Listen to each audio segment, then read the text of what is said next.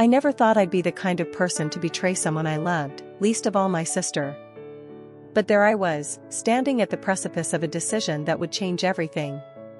It wasn't something that happened overnight. No, it was the result of a series of small choices, little moments that seemed harmless at the time but accumulated into something much more significant.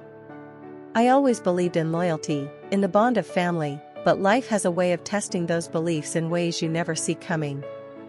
My sister, Claire, was always the golden child. She was beautiful, successful, and seemingly perfect in every way. Growing up, I often felt like I was living in her shadow. But I loved her dearly. She was my best friend, my confidant, the person I could always turn to when life became overwhelming. When she met Mark, I was genuinely happy for her. He was charming, attentive, and they seemed to have the kind of relationship that most people only dream of. I was happy for her, and I was happy for them. I was married, too. My husband, Luke, was a good man, kind, dependable, and always there when I needed him. But our marriage, like many, had settled into a routine. We had our moments of passion, of connection, but those moments had become fewer and farther between as the years went on. I loved him, but there was a part of me that felt like something was missing, something I couldn't quite put my finger on. It started out innocently enough, as these things often do. Claire and Mark had just bought a new house, a beautiful, sprawling place on the outskirts of town, and they invited Luke and me over for a housewarming dinner. It was a lovely evening. The house was gorgeous, the food was delicious, and the wine flowed freely. We sat on their back porch after dinner, the four of us, talking and laughing as the sun set and the stars began to twinkle in the sky. As the evening wore on, Luke excused himself to take a phone call, and Claire went inside to check on dessert. That left me alone with Mark, something that had happened countless times before without a second thought. But that night, there was something different in the air, a tension that I couldn't quite explain. Maybe it was the wine, or maybe it was just the way the night seemed to wrap us in a cocoon of intimacy, but for the first time, I found myself really looking at Mark, really seeing him. He was handsome, in a rugged sort of way. He had a way of making you feel like you were the only person in the room when he talked to you, and I could see why Claire had fallen for him. As we sat there, our conversation turned more personal. We talked about our lives, our marriages, and the things that kept us up at night. It felt like we were the only two people in the world, sharing secrets under the stars. "I envy you and Claire," I said at one point, my voice soft. "You two seem so perfect together." Mark smiled, but there was a hint of sadness in his eyes. "We have our moments," he admitted. "But no relationship is perfect." I nodded, understanding all too well. "Still, you seem so happy." "I wish I could say the same." He looked at me then, really looked at me, and I felt a shiver run down my spine. "You deserve to be happy, too," he said, his voice low. "You deserve to have someone who makes you feel special, who sees you for who you really are." His words hit me harder than I expected, and I felt a lump form in my throat. "Thank you," I whispered, not trusting myself to say more. We sat there in silence for a moment, the air between us thick with unspoken emotions. Then, before I knew what was happening, Mark reached out and took my hand. His touch was warm, reassuring, and it sent a jolt of something electric through me. I knew it was wrong, so wrong, but I didn't pull away. Instead, I let myself be drawn into the moment, let myself feel something I hadn't felt in a long time. "I don't know what's happening here," Mark said quietly, his thumb brushing over the back of my hand. "But I can't stop thinking about you. I know I shouldn't, but I can't help it." My heart was racing, my mind a whirlwind of conflicting thoughts and emotions. I should have pulled away, should have told him to stop, but instead, I found myself leaning closer to him, drawn in by the intensity of his gaze. I don't know what to say," I stammered, my voice trembling. "This is wrong, Mark. We can't." "I know," he interrupted, his voice thick with emotion. "I know it's wrong. But that doesn't change the way I feel." His words were like a punch to the gut, and I felt tears welling up in my eyes. How had we gotten here? How had I allowed myself to feel this way about my sister's husband? But even as the guilt washed over me, I couldn't deny the pull I felt toward him, the way he made me feel alive in a way I hadn't felt in years. "I don't want to hurt Claire," I whispered, my voice barely audible. "And I don't want to hurt Luke," Mark replied, his grip on my hand tightening. "But I can't ignore this, whatever this is between us." The silence that followed was deafening. I knew we were standing on the edge of something dangerous, something that could destroy everything we held dear. But I couldn't bring myself to step back, to walk away from the intensity of the moment. Before I knew what was happening, Mark leaned in and kissed me. It was a soft, tentative kiss, as if he was giving me a chance to pull away. But I didn't. I couldn't. The moment our lips met, it was like a dam breaking, releasing all the pent-up emotions, all the desire that had been simmering between us for months. I kissed him back with a hunger that surprised even me, and when he deepened the kiss, I felt myself falling, tumbling headfirst into something I knew I shouldn't want but couldn't resist. We broke apart, both of us breathing heavily, our foreheads resting together as we tried to process what had just happened. "We can't do this," I whispered, my voice trembling with the weight of the words. "We can't." "I know," Mark replied, his voice filled with regret. "But I can't stop myself. I want you, and I know you feel the same." His confession sent a thrill through me, but it was quickly followed by a wave of guilt so intense it nearly knocked the breath out of me. This was my sister's husband, the man she loved, the man she trusted. How could I do this to her? How could I betray her like this?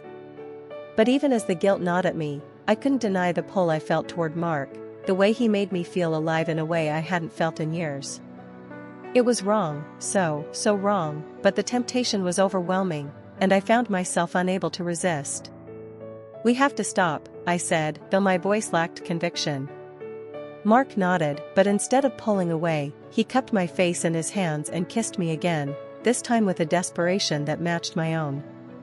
I knew I should push him away, should end this before it went any further, but instead, I found myself giving in, letting the desire between us consume me. The next few hours were a blur of stolen kisses, whispered confessions, and tangled sheets. We moved from the porch to a guest bedroom, our bodies entwined in a way that felt both exhilarating and terrifying. Every touch, every kiss, was filled with a passion I hadn't felt in years, and as we gave in to the desire that had been building between us for so long, I felt a sense of freedom, of release, that I hadn't even realized I'd been craving. But as the night wore on, and the reality of what we were doing began to sink in, the guilt returned, stronger than ever. This wasn't just a harmless fling, this was a betrayal of the worst kind, and I knew that there would be no going back from this. We had crossed a line that could never be uncrossed, and no matter what happened next, things would never be the same. When it was over, we lay together in silence, the weight of our actions pressing down on us like a heavy blanket. I felt Mark's arms around me, his breath warm against my skin, but instead of comfort, all I felt was a deep, gnawing emptiness. "We can't do this again," I said finally, my voice barely above a whisper. Mark didn't respond at first, and for a moment, I thought he hadn't heard me. But then he sighed, his hold on me tightening slightly before he let go and rolled onto his back, staring up at the ceiling. "I know," he said quietly, his voice filled with a mix of regret and resignation. "This was a mistake. A huge mistake." I felt a lump form in my throat, and I blinked back the tears that were threatening to fall. I couldn't believe what we'd done, what I'd allowed to happen. The guilt was almost unbearable, pressing down on my chest, making it hard to breathe. I wanted to rewind the evening, to undo everything that had happened, but I knew that was impossible. We'd crossed a line, and now there was no going back. "I should go," I whispered, my voice trembling as I sat up and began to gather my clothes from the floor. The reality of what we'd done hit me like a tidal wave, and I could feel the weight of the betrayal crushing me. This wasn't just a mistake, it was a betrayal of the deepest kind, one that I knew would have lasting consequences, not just for Mark and me, but for Claire and Luke as well. Mark watched me silently as I dressed, his expression a mix of regret and sadness. "I'm sorry," he finally said, his voice barely above a whisper. I never meant for this to happen. I paused, my hands shaking as I tried to button my shirt. Neither did I replied, my voice cracking with the emotion I was trying so hard to suppress. But that doesn't change the fact that it did. We sat in silence for a moment, the enormity of our actions hanging heavy in the air between us. I couldn't bring myself to look at him, couldn't bear the sight of the man who had just shattered everything I thought I knew about myself, about my marriage, about loyalty. I had crossed a line, one I had always promised myself I would never cross, and now I had to live with the consequences. I can't believe I did this, I whispered, more to myself than to Mark. The guilt was overwhelming, suffocating me, and I felt tears welling up in my eyes again. How could I have been so weak, so selfish? How could I have allowed myself to betray the one person who had always been there for me? We're both to blame, Mark said quietly, sitting up and running a hand through his disheveled hair. It wasn't just you, Anna. We both made this choice. His words did little to ease the guilt gnawing at my insides. But why? I asked, my voice trembling. Why did we let this happen? Mark looked at me, his eyes filled with a sadness that mirrored my own. I don't know, he admitted. Maybe it was loneliness, or maybe it was something we'd both been missing. But whatever it was, we have to face the fact that we can't undo it. I nodded, my throat too tight to speak. He was right. We couldn't undo what had happened, couldn't erase the betrayal we had committed. But we could make sure it never happened again. I had to, for my own sanity, for my marriage, and for the sake of the relationship I had with my sister. I had already destroyed so much in just one night, and I knew that if this continued, it would only lead to more pain, more devastation. I'm going to leave, I said finally, my voice trembling. And we need to make sure this never happens again. We can't hurt them like this. They don't deserve it. Mark nodded, though the pain in his eyes told me that he wasn't as convinced as he wanted to be. You're right, he said softly. We have to stop this. For them. For us. I stood up, my legs feeling shaky as I walked to the door. My hand hesitated on the doorknob, and I turned back to look at him one last time. I'm sorry, I whispered, the words almost choking me. I'm so sorry. He didn't respond, just looked at me with an expression that I knew I would see in my nightmares for years to come. Without another word, I turned the doorknob and stepped out into the hallway, closing the door quietly behind me. The moment the door clicked shut, it felt like the final nail in the coffin of everything I had once held dear. I walked out of the house in a daze, the cool night air doing little to clear the fog that had settled in my mind. My heart was pounding in my chest, my hands trembling as I made my way to my car. As I sat in the driver's seat, I could feel the tears finally break free, streaming down my face in a torrent of guilt and regret. I drove home in silence, the weight of my actions pressing down on me with each passing mile. The world outside the car seemed to blur, the streetlights and passing cars blending together as I tried to make sense of what I had done. How could I ever face Claire again? How could I look Luke in the eye, knowing that I had betrayed him in the worst possible way? When I finally arrived home, the house was dark and quiet. Luke was already asleep, completely unaware of the storm that was brewing just beneath the surface. I stood in the doorway for a long moment, staring at the familiar surroundings that now felt foreign to me.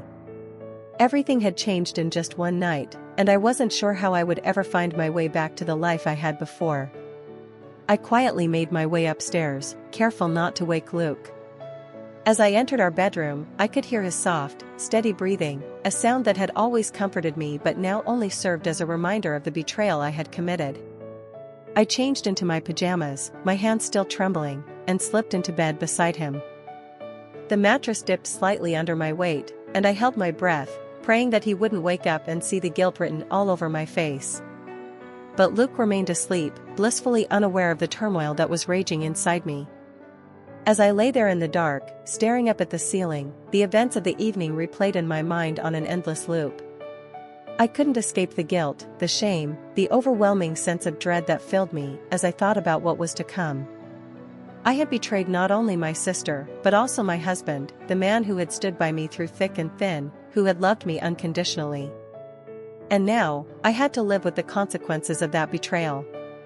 The next morning, I awoke to the sound of Luke moving around in the kitchen. The events of the previous night came rushing back to me in an instant, and I felt a wave of nausea wash over me as I realized that I had to face the day, to pretend that everything was normal when nothing could be further from the truth. I forced myself out of bed, my body heavy with the weight of what I had done. As I entered the kitchen, Luke greeted me with a smile, his eyes lighting up as he saw me. "Morning, babe," he said, leaning in to kiss me on the cheek. "I made you some coffee." I smiled weakly, trying to hide the guilt that was gnawing at my insides. "Thanks," I murmured, taking the mug from him. The smell of the coffee, usually so comforting, now made my stomach churn. Luke watched me for a moment, his brow furrowing in concern. "Are you okay?" he asked, his voice filled with genuine worry. "You look a little pale." "I'm fine," I lied, forcing a smile. "Just didn't sleep well last night." He nodded, seeming to accept my explanation, though I could see the concern still lingering in his eyes. "If you need to take it easy today, I can handle things around here." I shook my head, trying to push down the wave of emotion that threatened to overwhelm me. "No, I'll be okay. I just need to wake up a bit." Luke leaned in and kissed me again, this time on the lips, and I felt a pang of guilt so intense it nearly took my breath away. How could I have done this to him? How could I have betrayed him in such a profound way? I wanted to tell him the truth, to confess everything and beg for his forgiveness, but I knew that would only hurt him more. He didn't deserve to be dragged into the mess I had created. The day passed in a blur. I went through the motions, trying to pretend that everything was normal, but inside, I was falling apart. Every time I looked at Luke, the guilt gnawed at me, and I felt like a fraud, a liar, a terrible person. And every time my phone buzzed with a text or a call, I felt a jolt of panic, terrified that it might be Mark, that he might want to continue what we had started. But Mark didn't reach out. He didn't call, didn't text, and I was both relieved and devastated by his silence. Part of me wanted to hear from him, wanted to know that he was struggling with the same guilt and regret that I was. But another part of me, the part that was still desperately clinging to the remnants of my sanity, knew that his silence was the best thing for both of us. We needed to let this go, to move on, to try to rebuild our lives without each other. But letting go was easier said than done. The memory of that night haunted me, the feel of Mark's lips on mine, the way his hands had moved over my body, the intensity of the connection we had shared. It was a dangerous, intoxicating memory, one that threatened to consume me if I let it. I tried to push it down, tried to focus on my marriage, on Luke, but it was always there, lurking in the back of my mind, a constant reminder of the mistake I had made. Days turned into weeks, and the tension between Luke and me grew. He could sense that something was wrong, that I was distant, but he didn't press me for answers. I could see the worry in his eyes, the way he watched me when he thought I wasn't looking, and it broke my heart to know that I was the cause of his pain. I wanted to tell him the truth, to come clean and face the consequences, but I couldn't bring myself to do it. I was too afraid of losing him, of destroying the life we had built together. And then, one day, it all came crashing down. I was at home, cleaning the kitchen, when there was a knock on the door. My heart skipped a beat, and I felt a cold sweat break out on the back of my neck. I wasn't expecting anyone, and the thought of who might be on the other side of that door filled me with dread. I wiped my hands on a dish towel and made my way to the door, my hands trembling as I reached for the doorknob. When I opened the door, I was met with a sight that made my blood run cold. Claire stood there, her face pale, her eyes red-rimmed as if she had been crying. In her hand, she held a piece of paper, crumpled and stained with tears. "I know," she said, her voice shaking with barely suppressed rage. My heart dropped into my stomach, and I felt the world tilt beneath me. "Claire, I began, but she cut me off." "Don't," she spat, her voice laced with venom. "Don't you dare try to lie to me, Anna. I found the letter. I found the letter that Mark wrote you, confessing everything." The floor seemed to drop out from under me, and I stumbled back, my mind reeling. I had no idea Mark had written a letter, no idea that he had put our betrayal into words. My heart raced, my breath coming in short, panicked gasps as I tried to find something, anything, to say to make this right. "Claire, I'm so sorry," I whispered, my voice trembling. "I never wanted to hurt you. I never wanted any of this to happen." Her eyes filled with tears, but there was no softness in her gaze, no hint of forgiveness. "How could you?" she demanded, her voice breaking. "You're my sister, Anna. You were supposed to have my back, to protect me. And instead, you slept with my husband." Tears streamed down my face, and I felt my knees buckle as the weight of her words crashed down on me. "I know," I sobbed, my voice cracking. "I know, and I'm so sorry. I'll do anything to make it right. Please, Claire, But she shook her head, her expression hardening. "There's nothing you can do to make this right," she said, coldly. "You've destroyed everything, Anna. Our relationship, my marriage, everything. I never want to see you again." And with that, she turned and walked away, leaving me standing in the doorway, the letter she had dropped at my feet fluttering in the breeze. I watched her go, my heart shattering into a million pieces, knowing that I had lost everything that mattered to me. As I picked up the letter and read the words that Mark had written, words of guilt, of regret, of longing, I felt a hollowness settle in my chest, a void that I knew would never be filled. I had made a terrible mistake, one that had cost me my sister, my marriage, and my sense of self. And now, all I had left were the memories of a night I wished I could forget, and the knowledge that I had destroyed everything I had ever loved. In the days that followed, the fallout from our betrayal was swift and brutal. Claire filed for divorce, cutting off all contact with me and leaving Mark to pick up the pieces of the life they had once shared. Luke, too, was devastated when he found out the truth. He couldn't look at me, couldn't speak to me, and I knew that our marriage was over. I had betrayed him in the worst possible way, and there was no coming back from that. In the end, I was left alone, surrounded by the wreckage of the life I had once known. I had lost everything, my husband, my sister, my sense of who I was, and I knew that I had no one to blame but myself. The weight of my actions pressed down on me like a crushing burden, and I knew that I would carry it with me for the rest of my life. I had made a choice, one that had led to betrayal, to pain, to the destruction of everything I had ever held dear. And now, all I could do was live with the consequences, haunted by the memories of what I had done and the knowledge that I could never undo the damage I had caused.